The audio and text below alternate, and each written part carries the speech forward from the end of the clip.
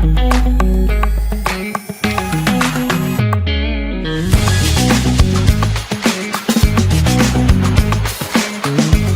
दोस्तों, स्वागत करते हैं आपका फिर से एक बार वीर पाहुजा टॉक्स में। आज हमारे साथ दो बहुत ही खास स्पेशल गेस्ट हैं जो चला रहे हैं उदयपुर में एक कोचिंग सेंटर जहां से काफ़ी बच्चों का भविष्य बन रहा है।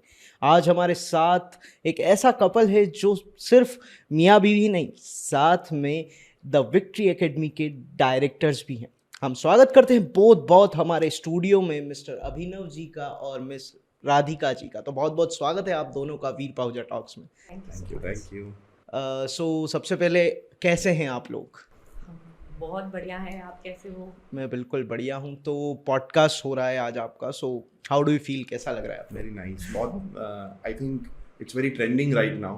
तो अब काफ़ी अच्छा है, आपने बहुत अच्छा स्टार्ट किया है उदयपुर में, तो आई होपफुली कि आप बहुत आगे जाएंगे इसमें। Thank you so much. और आप लोगों ने भी द विक्ट्री एकेडमी शुरू की है इस उदयपुर में, तो ये शुरुआत कैसे हुई द विक्ट्री एकेडमी की शुरुआत? Because you both are directors, so ये शुरुआत कैसे हुई? एक्चुअली इसकी बैक स्टोरी तो बहुत पुरानी है। हम लोगों ने 2012 में पढ़ाना स्टार्ट किया था। तब हम लोग ऐसा छोटा मोटा बच्चों को पढ़ाते हैं, वैसे ही हम लोग पढ़ा रहे थे। हम लोग उसी टाइम से साथ में हैं, हम लोग साथ में पढ़ते भी थे। तो आफ्टर क्लियरिंग CA इंटर हम लोगों ने पढ़ाना स्टार्ट कर दिया था। बट फिर धीरे धीरे ऐसा लगा कि अच्छा है, करना चाहिए। काफ़ी नोबल प्रोफेशन है बच्चों को पढ़ाना, बच्चे काफ़ी रिस्पेक्ट करते हैं। तो ओवर द पीरियड हम लोगों ने कुछ दूसरी कोचिंग्स पे भी पढ़ाया, but after a period of time हम लोगों को ये फील हुआ कि नहीं, अब हमको खुद का ही करना चाहिए। सो द विक्ट्री एकेडमी की स्टार्टिंग तो ये कब से शुरू हुआ the victory academy? Victory academy को ऑलमोस्ट 2 इयर्स होने वाले हैं।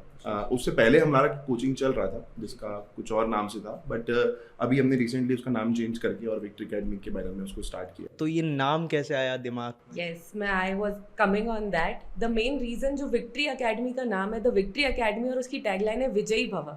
एक्चुअली अभिनव सर के पापा का नाम है विजय कुमार पोखरना। तो after his death this academy is a tribute to his dreams, his inspirations, his ideologies। और उन्होंने भी काफ़ी टाइम अपनी करियर की शुरुआत इसी टाइप से करी थी। उन्होंने भी ये सोचा था कि मैं बच्चों को पढ़ाऊँगा, और उन्होंने इस जर्नी में कुछ स्टेप्स रखे थे, but after that he shifted to banking industry. तो इसी वजह से हमारा ये जो नाम है एकेडमी का, ये उनकी ऊपर ही हमने रखा। क्या बात है। और विजयी भव कहीं ना कहीं सुनने में भी बहुत अच्छा Yes, लगता yes. है। एक्चुअली वो उनका पूरा पॉइंट ऑफ व्यू यही था। जब मैं पढ़ रहा था तो उन्होंने मुझे यही कहा था कि मैं जहाँ भी कोचिंग जाता था वो ये बोलते थे कि कॉमर्स में बेटा इतनी मेहनत नहीं करते, साइंस में बच्चों के पीछे पड़े रहते हैं, कॉमर्स में मेहनत नहीं करते, कॉमर्स में मेहनत नहीं करते। तो मेरे को वो कहीं ना कहीं लगता था कि कहीं ना कहीं सही भी बोल रहे हैं, बच्चे भी चल रहते हैं और टीचर्स भी चल ही रहते हैं, उसमें थोड़ा ज़्यादा मेहनत नहीं की जाती है। तो पापा ने कहा था कि अगर तू कभी करे तो ये सोच के करना कि साइंस में जैसे बच्चों पे मेहनत की जाती है, एक एक बच्चे को पकड़ के उसको क्वेश्चन सॉल्व करा जाते हैं, उतनी ही मेहनत से कॉमर्स वाले बच्चों को पढ़ाना।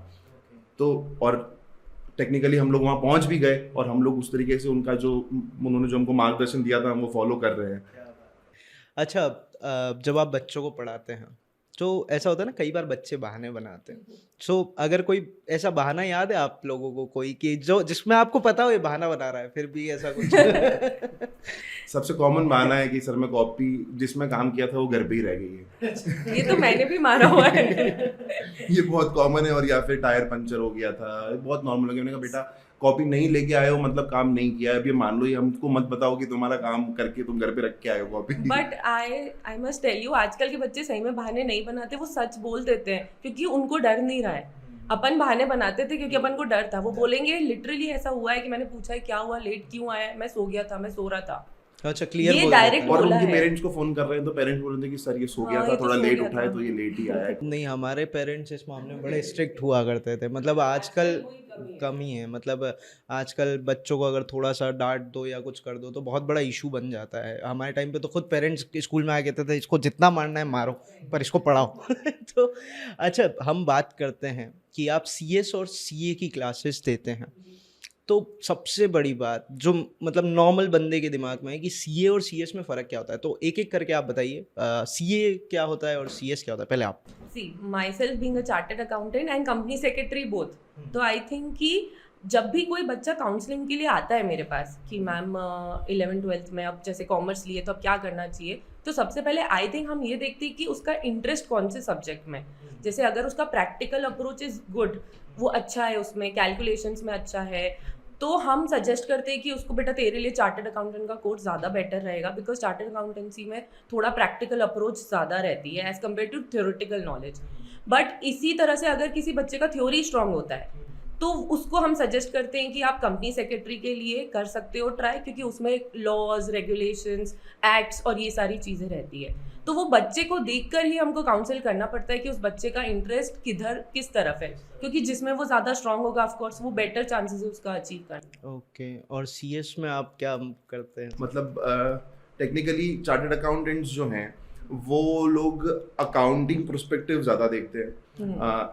ऑडिट का काम इंडिया में जो ऑडिट करते हैं वो सिर्फ ऑडिट करने का राइट सिर्फ सीए के पास है। अब ऑडिट को अगर मैं बहुत सिंपल लैंग्वेज में समझाऊं तो किसी भी बिजनेस का जो भी हम लोग हिसाब किताब कर रहे हैं उस हिसाब किताब को चेक करने के लिए एक पर्सन को अपॉइंट किया जाता है जिसको हम ऑडिट करना बोलते हैं, और वो ऑडिट पूरे इंडिया में सिर्फ सीए ही कर सकता है। ओके, ऑथराइज सिर्फ सीए। हाँ। तो अगर आपको ऑडिट करनी है तो आपको वो टेक्निकल नॉलेज होनी चाहिए, तो इसलिए जो मैम ने कहा था कि वो प्रैक्टिकल अप्रोच जो है वो वहाँ पे काम आती है। और सीएस जो है वो पूरा उस कंपनी का लीगल जितना भी मैटर है वो सब सीएस संभालता है।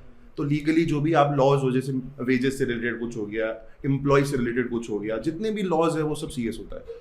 तो सीएस का लॉ रिलेटेड हो गया, और सीएस जो गए वो अकाउंटिंग और कॉस्ट रिलेटेड चीजें हम लोग करते तो ये डिफरेंस है, मतलब मुझे भी आज पता। मतलब कंप्लाइंसेस की कोई कंपनी कोई चीज़ फॉलो कर रही है कि नहीं कर रही है, जो एक्ट में लिखा हुआ है वो चेक करता है सीएस, बट उसको कैसे फॉलो करना है, आपको बुक्स ऑफ अकाउंट्स किस तरह से बनाने चाहिए, वो प्रैक्टिकली जो बताता है वो सीए बताता है। तो ये 11th क्लास से ही इंसान के मतलब अगर कोई बच्चा है तो उसकी मेंटलिटी में होता है कि उसे सीए बनना, मतलब कॉमर्स में एक मैंने देखा है अगर कोई कॉमर्स कर रहा है ना तो उसका एक वो रहता है कि क्या बनना है बड़ा होके, तो सीए बनना है या कॉमर्स में, क्योंकि जो सबसे अच्छा कोर्स माना जाता है वो यही माना जाता है कि आप सीए ही करो। तो बच्चा जब कॉमर्स लेता है तो जो फर्स्ट थॉट आता है, जैसे बच्चा साइंस ले रहा है तो उसके दिमाग में फर्स्ट थॉट यही आता है कि या तो मैं आईआईटी करूंगा या फिर मैं नीट की तैयारी करूंगा, है ना। वैसे ही बच्चा जब कॉमर्स ले रहा है तो उसके दिमाग में आई थिंक फर्स्ट थॉट तो यही आना चाहिए कि मुझे सीए करना है। और बहुत मतलब इसमें मेहनत बहुत करनी, क्योंकि सबसे प्रीमियम और सबसे रेप्यूटेटेड कोर्स, डेजिग्नेटेड कोर्स माना जाता है चार्टर्ड एक सीए की अलग ही एक रेस्पेक्ट होती है, सीए है। तो अगर आपने कोई फील्ड चुनी है तो क्यों ना एक बार सबसे उसका बेस्ट कोर्स के लिए ट्राई करूं। सही बात है। अच्छा, द विक्ट्री एकेडमी किस तरीके से हेल्प करता है स्टूडेंट्स की सीए या सीएस बनने में? बेसिकली विक्ट्री एकेडमी, देखो मेरा बहुत पर्सनल ये रहा है शुरू से मेंटालिटी की थॉट प्रोसेस कि I can not force students की मेरे को अगर लग रहा है कि सीए ज़्यादा बेटर है तो तू सीए ही कर, नहीं, I can not force that. सबसे पहले मुझे चाहिए कि बच्चे का क्या मन है, बच्चा किस में ज़्यादा खुश है, बच्चे का अप्रोच किस तरफ ज़्यादा है, थ्योरेटिकल ज़्यादा है, प्रैक्टिकल ज़्यादा है। तो I guide students on the basis of their calibre, not on my expectations कि मुझे लगता है कि तुझे ये करना चाहिए। तो सबसे पहला अप्रोच तो जब आप बच्चे के इंटरेस्ट के साथ उसको गाइड करते हो और फिर एक सही डायरेक्शन देते हो तो ऑब्वियसली उसका रिजल्ट बेटर होता है। तो जब आप तैयारी करवाते हैं बच्चों को सीए या सीएस की, तो किन किन चीज़ों पे ध्यान रखते हैं? मेन आई थिंक सीएस में बच्चे का इम्पोर्टेंट फैक्टर तो ये है कि बच्चा हार्ड वर्किंग होना चाहिए। सबसे पहले हम उस बच्चे को जब वो एंटर कर रहा होता है हम उसको यही काउंसिल करते हैं, बेटा तुम सीए कर लो, तुम सीएस कर लो, तुम्हारा प्रैक्टिकल अच्छा है, तुम्हारा थ्योरेटिकल अच्छा है, ये सब के साथ ये माइंडसेट लेके घुसना कि तुम हार्ड वर्क कर पाओगे। अगर हार्ड वर्क नहीं कर सकते हो, कितना भी इंटेलिजेंट बच्चा होगा, अगर वो हार्ड वर्क नहीं करेगा तो वो ये एग्जाम क्रैक नहीं करेगा। फॉर एग्जांपल हार्ड वर्क मतलब किस तरह? अब इसका सबसे अच्छा एग्जांपल देता हूँ कि जब हम लोग कर रहे थे तो हमारे साथ में कुछ ऐसे बच्चे थे जो 90% 95% के बच्चे थे, but just due to lack of that hard work वो लोग एक अटेम्प्ट में या कुछ सब्सटेंशियल मतलब एक टाइम में वो लोग सीए क्रैक नहीं कर पाए।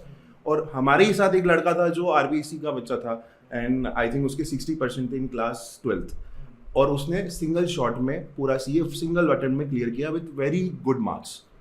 तो द रीजन वाज दैट कि उसने वो हार्डवर्क वहाँ पे अप्लाई किया। डिफरेंस था, वो बच्चा एक बच्चा सीबीएसई का 90% का बच्चा था और एक बच्चा सीबीएसई का आरबीएसई का 60% का बच्चा था, बट वो सिंगल अटेम्प्ट में क्लियर कर गया और सीबीएसई वाले को 20 अटेम्प्ट्स लग गए। तो ये हार्डवर्क डिफरेंस एकदम क्लियर शो करता है कि आप नहीं करोगे तो आप नहीं निकल पाओगे। अच्छा, ये मोटिवेशन कहाँ से आता है, मतलब हार्ड वर्क करने का मोटिवेशन आपको क्या लगता है, आप में कहाँ से आया था? मोटिवेशन ये आप इंटरनली ही होता है। Yes. मतलब आप कोई फोर्सफुली नहीं करा सकता आपको। जिस बच्चे ने सोच रखा है कि हमको करना है वो कर लेगा। आपको पेरेंट्स फोर्स कर रहे हैं या आपके फ्रेंड्स बोल रहे हैं कि हम भी करेंगे तो तुम भी कर लो, है ना, तो वो आप एक लेवल तक पहुंच जाओगे बट आप उसको नहीं क्रैक कर पाओगे। तो वो मोटिवेशन जो है वो सेल्फ है। जो इंसान उसमें एग्जाम में एंटर कर रहा है उसको पता होना चाहिए कि what is the value of chartered accountant, है ना, सीए की क्या वैल्यू है, सीएस की क्या वैल्यू है ना। तो उसी के तरीके से वो उसको कर पाएगा और कोई मोटिवेट नहीं है। हाँ, टीचर्स गाइड करते हैं ऑब्वियसली, है ना, बीइंग अ टीचर हम लोग भी बच्चों को मोटिवेट करते हैं, है ना, बट बच्चे के अंदर से ही होता है वो।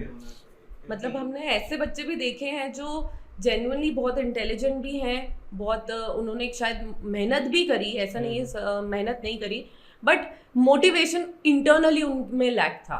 तो वी डिड ट्राई कि उनको एक स्ट्रेच तक बहुत आगे बढ़ाने का, बट कहीं ना कहीं एक सेल्फ जो मोटिवेशन आता है वो चीज करने का, जो आपको जहां पर आपको पर्सनली आपके लेवल पे दूसरी चीजें छोड़कर आपको एक डेडिकेटेड टाइम देना पड़ता है आपकी पढ़ाई को, वो मोटिवेशन सेल्फ में से ही आ पाता है। तो मैंने देखा भी है इंडिया में खासकर बहुत बच्चे मेहनत भी करते हैं और कुछ बच्चे घर वालों का पैसा बर्बाद भी कर देते हैं। तो अगर कोई स्टूडेंट फॉर एग्जांपल आपके पास ऐसा आता है जो मतलब घूम फिर रहा है और उसको बाहर से पढ़ने के लिए आया हुआ है, तो ऐसा कुछ हुआ है आपके साथ कि आप उसे कैसे समझाते हैं कि ये गलत है, ऐसा कुछ? इस तरीके के बच्चे ऑब्वियसली हर कोचिंग इंस्टीट्यूट में होते हैं। हाँ। तो ऐसा कोई इंसिडेंट? काफी बच्चे आते हैं ऐसे उन आजकल के बच्चों को आप डांट नहीं सकते। सबसे पहला मतलब ऐसा अगर बहुत सिंपल लैंग्वेज में तो उनकी दुखती रग पे हाथ ही रखना पड़ता है। उनको ये बताना पड़ता है कि उनको ये रियलाइज करना पड़ता है कि बेटा तुम्हारे पेरेंट्स ने तुमको भेजा है, वो तुम्हारे पे पैसे खर्च कर रहे हैं, तो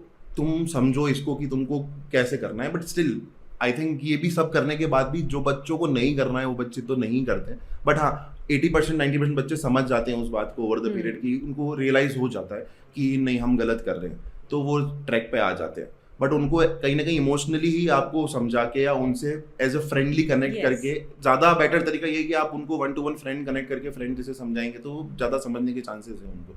अपने टाइम पे जैसे टीचर्स हमारे टाइम पे हमको डांटते थे कि तुम नहीं कर रहे हो, फिर वो पेरेंट्स को कॉल जाता था, फिर पेरेंट्स भी डांटते थे, वो नहीं होता है आजकल। आजकल बच्चे के सामने बैठ के उसी को इमोशनली समझाना पड़ता है तो वो बच्चा समझ जाता है। आई थिंक अच्छा, आप लोग कपल हैं, आप लोग जानते हैं कितना मायने रखता है सक्सेस।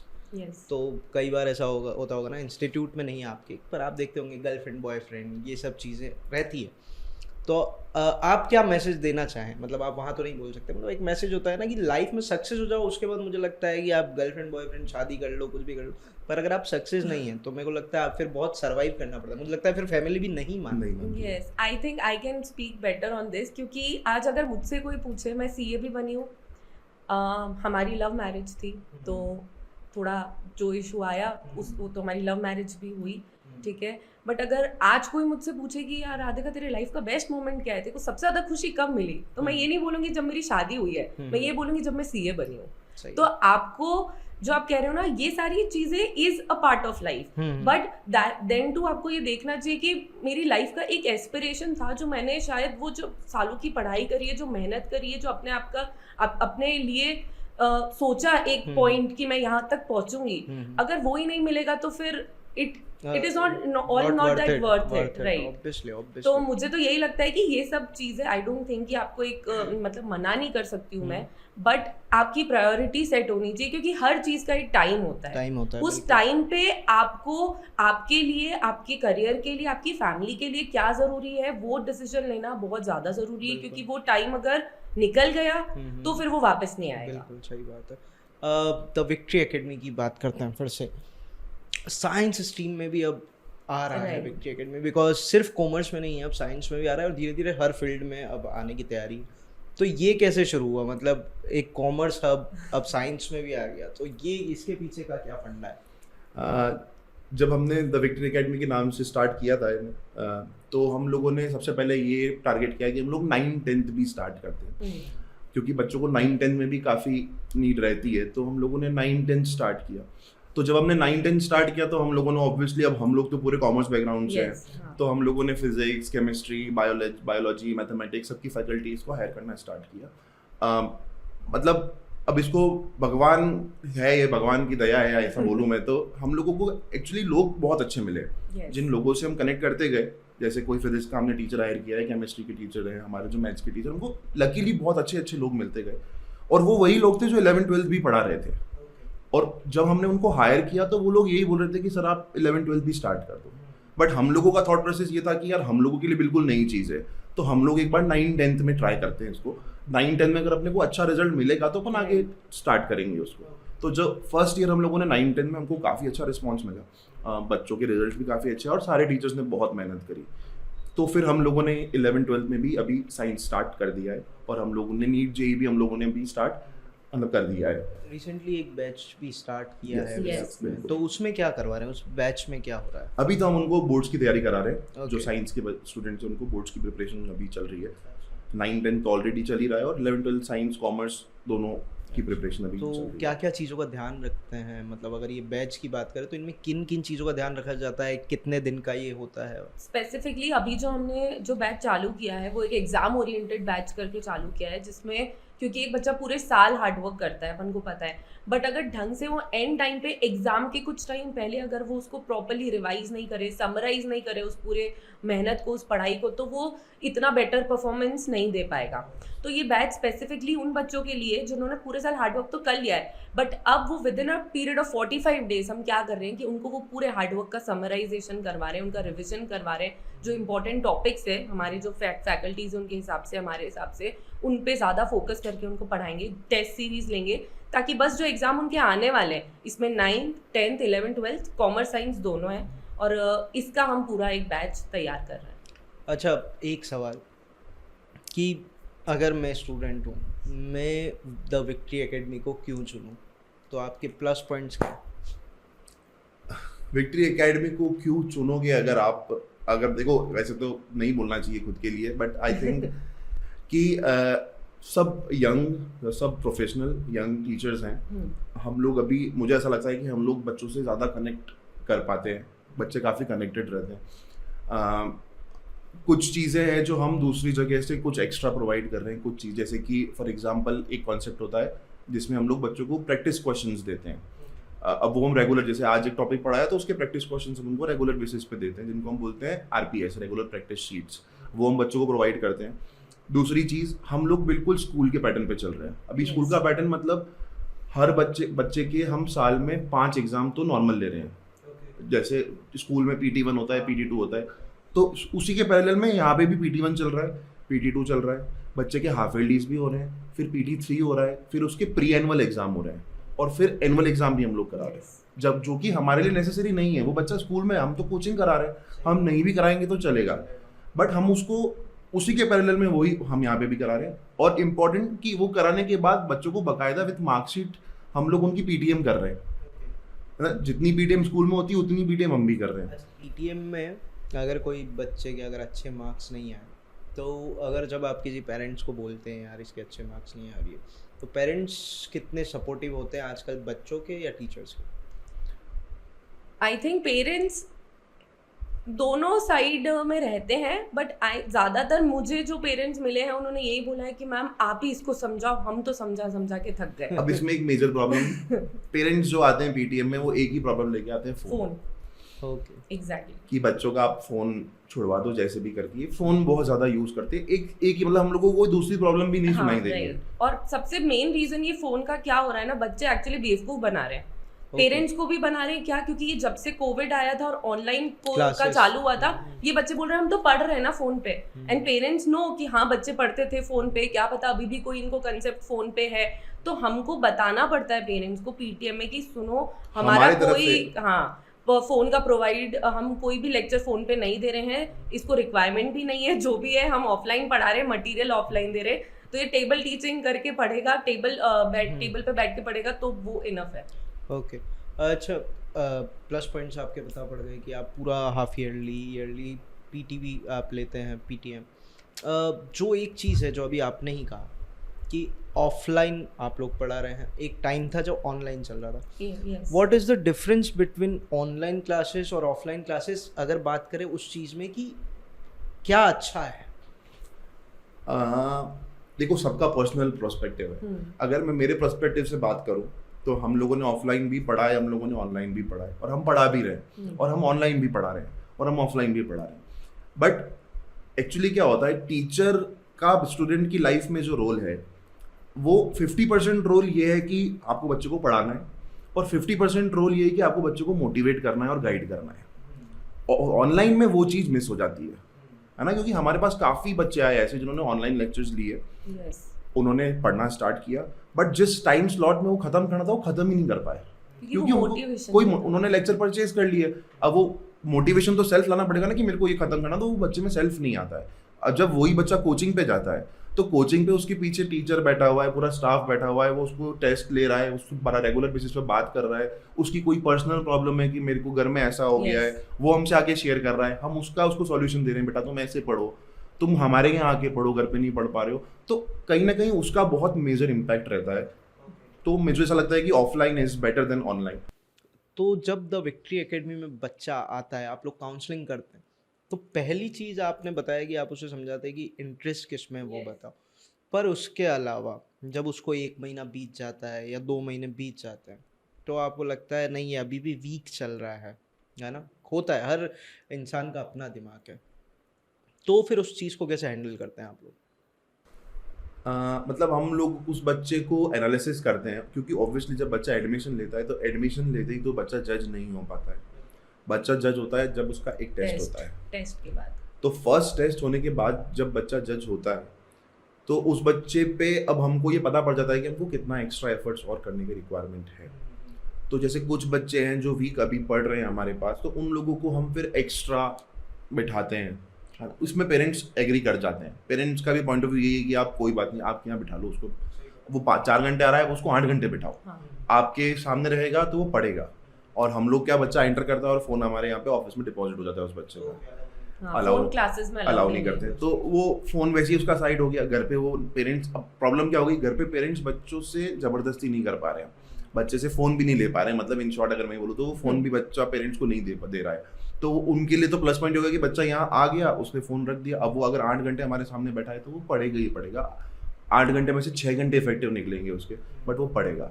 तो पहला तो हम उसको एक्स्ट्रा बुलाते हैं, हमारे यहाँ पे टीचर्स पूरा टाइम अवेलेबल रहते हैं, तो जो भी उसको डाउट है या कुछ भी उसको एक्स्ट्रा पढ़ना है वो हम उसको वो प्रोवाइड करते हैं, उसको हम एक्स्ट्रा क्वेश्चंस प्रोवाइड करते हैं, उसको हम रेगुलर चेक रखते हैं, है ना। तो एक टेस्ट से दूसरे टेस्ट में डिफरेंस नज़र आ जाता है ना। जैसे हमारे पास कुछ 10th के स्टूडेंट्स आए थे जो 10th में आई थिंक 58-59% के बच्चे थे जिन्होंने कॉमर्स ऑप्ट किया, जब फर्स्ट बैच हमारा था वो विक्ट्री एकेडमी वाला। तो जो वो बच्चे पे हमने मेहनत करी, आज वो बच्चा कॉमर्स पढ़ रहा है, तो वो बच्चे ऑलमोस्ट 80 तक पहुंच चुके हैं, हाँ। और ये हमारे कुछ ऑलमोस्ट 80 भी ऐसे क्योंकि उसके मेन एग्जाम तभी हुए नहीं, बोर्ड एग्जाम उसके होने बाकी है अभी, बट क्योंकि हम उसके रेगुलर एग्जाम देते हैं तो पता है कि उस बच्चे ने इतना तो इम्प्रूव कर लिया है। साथ में हमने उसको CS का जो फाउंडेशन कोर्स होता है जिसको CS EET बोलते हैं, वो भी उसने क्रैक कर लिया, मतलब वो CS में एंटर कर चुका है विदाउट पासिंग 12th बोर्ड्स। अभी 12th क्लियर नहीं है उसका, तो जैसे ही वो 12th क्लियर करेगा उसको पता है कि मैं CS में तो अब डायरेक्ट एंट्री है, टारगेट फिक्स हो जाएगा। और साथ ही इन बच्चों को हम 11th-12th के साथ जिन्होंने कॉमर्स ली है उनके साथ ही हम उनको CA की तैयारी भी 11 से ही चालू करवा देते हैं, क्योंकि जो बेसिकली CA फाउंडेशन का करिकुलम है वो 80% 11th-12th के बेसिस पर ही रहता है। तो बच्चे को आफ्टर 12th वो बच्चा जब CA की तैयारी करेगा फाउंडेशन की, उससे बेटर है कि वो 11th-12th के साथ ही कर ले। इससे 2 चीज़ें होती है, एक तो ऑब्वियसली वो CA फाउंडेशन का जल्दी अटेम्प्ट कर सकता है जो भी एग्ज़ाम है, और दूसरा उसका 12th के बेसिक्स और 12th का परफॉर्मेंस बहुत ज़्यादा इंप्रूव होता है, क्योंकि बच्चा ऑलरेडी CA के लेवल की पढ़ाई कर रहा है, तो 12th के परसेंटेज इंप्रूव बहुत ज़्यादा। ये वैसा ही है। अभी क्या हुआ, कॉमर्स में तो अभी स्टार्ट हुआ है, साइंस में तो जब मेरी सिस्टर के साइंस थी तो जब उन्होंने 11th में एनरोल किया था तो उन्होंने 11th में ही IIT की तैयारी या जो भी नीट की तैयारी उन्होंने स्टार्ट कर दी थी, MBBS की तैयारी स्टार्ट कर दी थी, और कोर्स तो वही होता था, बस खाली क्वेश्चंस का लेवल हाई होता था, तो वो हाई लेवल के क्वेश्चंस उनको उसी के साथ में सॉल्व करा देते थे। बट कॉमर्स में ऐसा नहीं चल रहा था ना। तो अभी कॉमर्स में भी हमको पता है कि बच्चा CA करेगा या CS करेगा जो भी, क्योंकि कुछ ऑप्शंस हैं जो बच्चे जनरली ऑप्ट करते हैं और उसका कोर्स 11-12 से रिलेटेड ही रहता है। करना क्या है, हमको उसी टॉपिक के एडवांस क्वेश्चंस कराने हैं बच्चे, तो बच्चे का साथ में प्रिपेयर हो गया, उसका टाइम भी बच गया और हमारे लिए बेनिफिट है कि हमको उस बच्चे पे मेहनत करने के लिए 2 साल मिल गए, क्योंकि अगर वो 12th के बाद आता तो हमको 3 महीने मिलते सिर्फ। अच्छा, टारगेट जैसे फिक्स कर दिया बच्चे का आपने, वैसे ही अगर मैं पूछूं, आप दोनों से अलग अलग इसका जवाब दीजिएगा, लाइफ में एम कितना मायने रखता है? आप लोगों की लाइफ में कितना मायने रखता था, और लाइफ में कितना मायने रखता है एक स्टूडेंट की कोई भी एम? आई थिंक एम हर इंसान की लाइफ में होना ही चाहिए। इवन इफ एक एम अचीव हो जाए, दूसरा एम सोच लो क्या करना है, तभी आप ग्रो कर पाओगे। आप कुछ आपको करने की ज़ील रहेगी, कुछ करने की, मन से करते रहने की। वरना आई डोंट थिंक कि आपको, मैं ऐसा नहीं बोल रही हूँ कि आपको सेटिस्फाइड नहीं होना चाहिए लाइफ में, या फिर कंटेंट नहीं होना चाहिए। आपको कंटेंट भी होना चाहिए, बट उसके साथ ही कि एक हर दिन कुछ करने के लिए आप एक्साइटेड रहो। तो अगर एक एम पूरा हो जाएगा तो फिर आप क्या सोचोगे? तो हर एडवेंचर होना चाहिए आई थिंक। मतलब आपको हर दिन नया लगना चाहिए कि अच्छा अब कुछ नेगेटिव भी हो रहा है तो भी उसको सोचो कि वो एक एक्साइटमेंट ही है ना, कि चलो इस सिचुएशन को अब कैसे फेस करेंगे। तो वो उसके लिए रहना ही चाहिए, अपन को आगे बढ़ते रहना चाहिए। आपके लिए एम मतलब aimless person I think life ही नहीं है कुछ उस पर्सन की। तो मेरा मानना ये है कि इंसान जब भी एम करे, एम इज नेसेसरी, बट आप जब भी एम करो, आप जो सोच रहे हो उससे थोड़ा बहुत ज़्यादा, मतलब थोड़ा भी नहीं, बहुत ज़्यादा ही एम करो। एम हमेशा ज़्यादा करना चाहिए, है ना। और ज़्यादा एम करने से आप ज़्यादा अचीव करोगे, कम मत एम करो। आज आई थिंक मैम ने जैसे एम किया कि मुझे सीए करना है, तो सीए कर लिया मैम ने, but CA is not the only aim, आपके पास उसके बाद भी बहुत है। तो अभी मैम का है कि आप लोगों को इंस्टीट्यूट है उसको रन करना है, उसको बड़े लेवल पे लेके जाना है, उसको ऑल इंडिया लेवल पे लेके जाना है। जब वो भी हो जाएगा तो आई डोंट थिंक कि हम लोग ऐसे हैं कि हम लोग ये सोचेंगे चलो ये अचीव हो गया, अब बस हो गया। तो उसको आगे ही आपको लेके जाना है, तो वो एम भी चलता रहना चाहिए और हाई एम होना चाहिए। Even if difficulties come, no matter, चलेगा, मतलब बट वो रहना चाहिए कि हाँ अब ये करते हैं। सही, मतलब हाँ। कहीं ना कहीं लाइफ में भी विजयी हो। हाँ द विक्ट्री एकेडमी में किसी को आना हो, किसी को जुड़ना हो, तो कैसे आपसे कांटेक्ट कर सकता है? हम लोगों का इंस्टीट्यूट सेक्टर 4 है ही है, वहाँ पे एक हम लोगों का सेक्टर 14 में भी है। ओके, दोनों जगह हम लोगों के चलते हैं, वहाँ पे पूरा स्टाफ आपको मिलेगा, आप आ सकते हैं। कॉन्टेक्ट नंबर्स हैं, हम आपके पास हमेशा अवेलेबल हैं हमारे, आप नंबर ले सकते हैं, नंबर आप मैं दे दूंगा डिस्क्रिप्शन में। तो जो भी, और मैं ये नहीं बोल रहा हूँ कि आप सिर्फ पढ़ने के लिए आओ, आपको किसी भी काउंसलिंग की किसी भी चीज़ की रिक्वायरमेंट है, कुछ भी आपको चाहिए, आपको कुछ पूछना है, कुछ जानना है, किसी कॉलेज में भी आपको एडमिशन लेना है, नॉट ओनली सीए सीएस, आपको किसी के भी रिगार्डिंग आना है तो आप कांटेक्ट कर सकते हैं। क्या बात है। सो बहुत बहुत अच्छा लगा द विक्ट्री एकेडमी के बारे में जान के, बात करके आप दोनों से। और अब सिंगल पॉडकास्ट भी होंगे अभिनव जी के और राधिका जी के, ये कंबाइंड पॉडकास्ट था। तो थैंक यू सो मच अब तक बने रहने के लिए वीर पाहुजा टॉक्स के इस एपिसोड में। मैं द विक्ट्री एकेडमी की जितनी भी डिस्क्रिप्शन में डिटेल्स हैं वो डाल दूंगा, और साथ ही अगर आप कांटेक्ट करना चाहते हैं इन लोगों से तो मैं नंबर भी नीचे डिस्क्रिप्शन में दे दूंगा। Thank you so much. जो भी चाहता है 9th 10th 11th 12th का बच्चा सीए सीएस साइंस स्ट्रीम में आगे बढ़ना, और उनको अगर डायरेक्शन नहीं मिल रहा है तो वो द विक्ट्री एकेडमी से संपर्क कर सकते हैं। मिलते हैं अगले वीडियो में अगले गेस्ट के साथ, तब तक के लिए जय माता दी।